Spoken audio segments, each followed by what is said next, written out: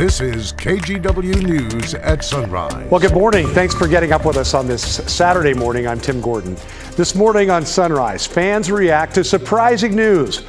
We'll look at why the Oregon Brewers Festival won't return this summer.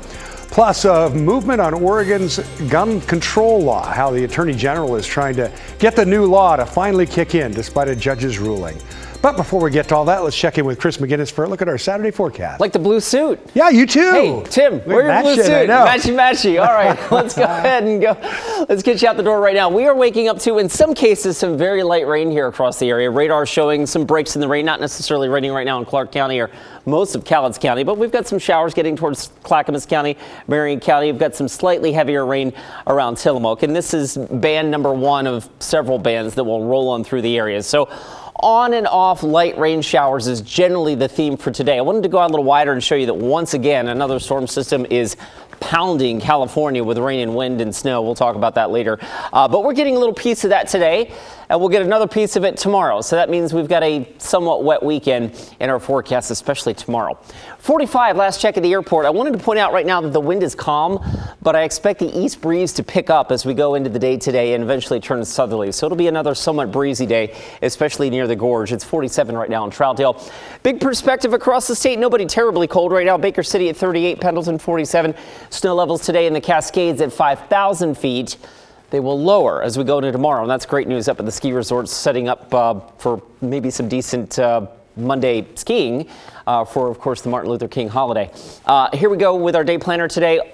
In and out of the clouds, mostly cloudy, showers, breezy conditions, and high temperatures inching towards 50 degrees this afternoon. Tim? All right, Chris, thank you very much. Talk to you soon. Well, we start this half hour with another big blow to the downtown Portland economy. The Oregon Brewers Festival is canceling this summer's event at Waterfront Park. The Brewfest had just returned last summer after breaking for 2 years due to COVID. Catherine Cook has a look at what's behind this move and reaction from the brewing community. At the Nano Beer Festival in Southeast Portland, there's your pumpkin. Good things come in small batches. This is all the little guys, 7 barrels and below. Chris Rhodes owns Nano Beer Fest, but on this night outside John's Marketplace, he and others are buzzing over news from another Brewfest. The Oregon Brewers Festival, on tap for late July, is now canceled. I was pretty shocked. But I did see that the attendance was declining. It's kind of a big hit. It's like, it's history. Just talking to other festival owners, when it comes to downtown Portland, you know, it's really a struggle. In a press release, festival owners expressed disappointment and gratitude, in particular to guests who braved a heat wave to join them last summer, their return after 2 years canceled for COVID. They say dwindling attendance, rising costs, and extreme weather were all factors in their decision.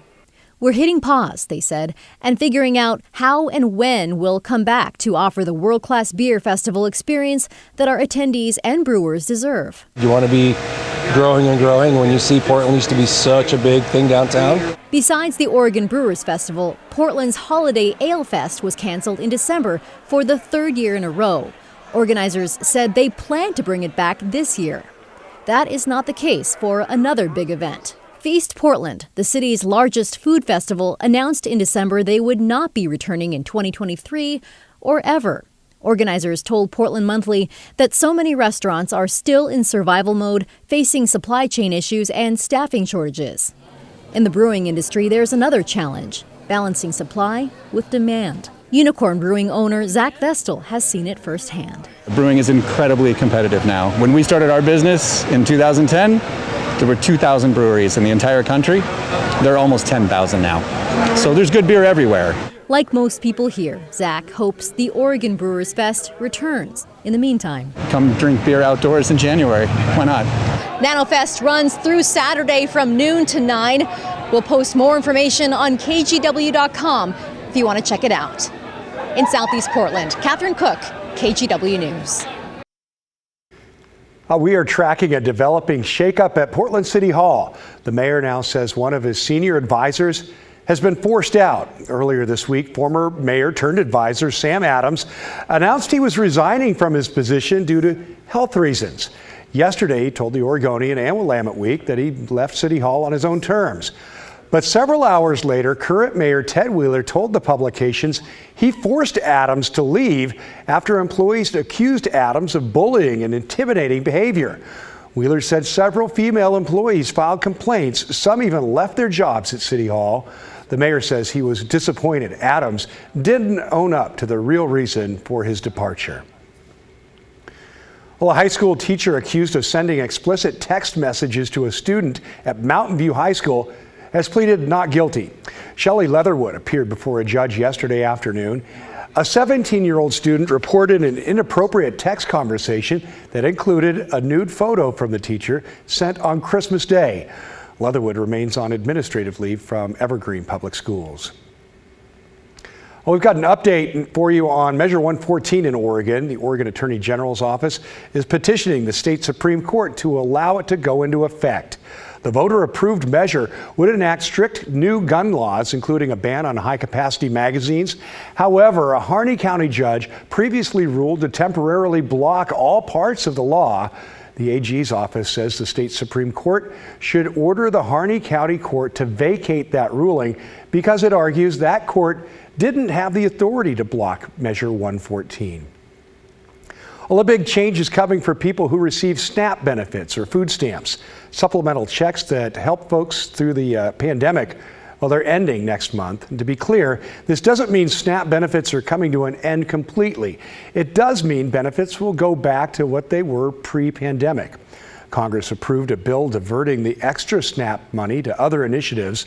A single-person household can expect to lose $95 a month, and a family of four as much as $300 a month. Very much concerns me, yes, and well, I mean, across America, but Portland has some major issues. Yeah, that's like, what, $200 a month that I have to pay out of pocket now, and I'm really unhappy about that. Well, SNAP sets a maximum benefit level for families who have no income, but as income increases, benefits are slowly phased out. And during COVID, SNAP waived this, giving everyone the maximum. Well, a quick traffic alert for you now. 2 southbound lanes of I-205 will close between Oregon City and West Lynn starting tonight. The closure lasts from 8 p.m. Saturday to noon Sunday.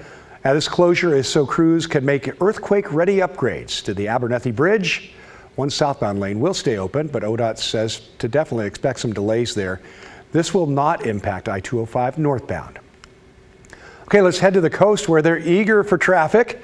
Fishing boat traffic, that is. And if you've been wanting to get your hands on some fresh Oregon Dungeness crab, that wait may now come to an end starting this weekend. State officials say commercial crabbing can't start as early as Sunday. This comes after more than 6 weeks of delays because some crab samples were found with domoic acid. That's a harmful biotoxin that could be poisonous to people, and experts say there appear to be links with climate change. There's starting to be this emerging understanding that it's linked with certain kinds of ocean conditions. It seems to be linked with warmer water. A Dungeness crab is a crucial Oregon industry. In fact, last year the fleet brought in a record $90 million worth of crab, more than half the value of all the seafood caught in Oregon. While the crabbing should start on Sunday, they have to wait for safe weather and agree on prices before crab actually starts hitting the docks and then your supermarket as well.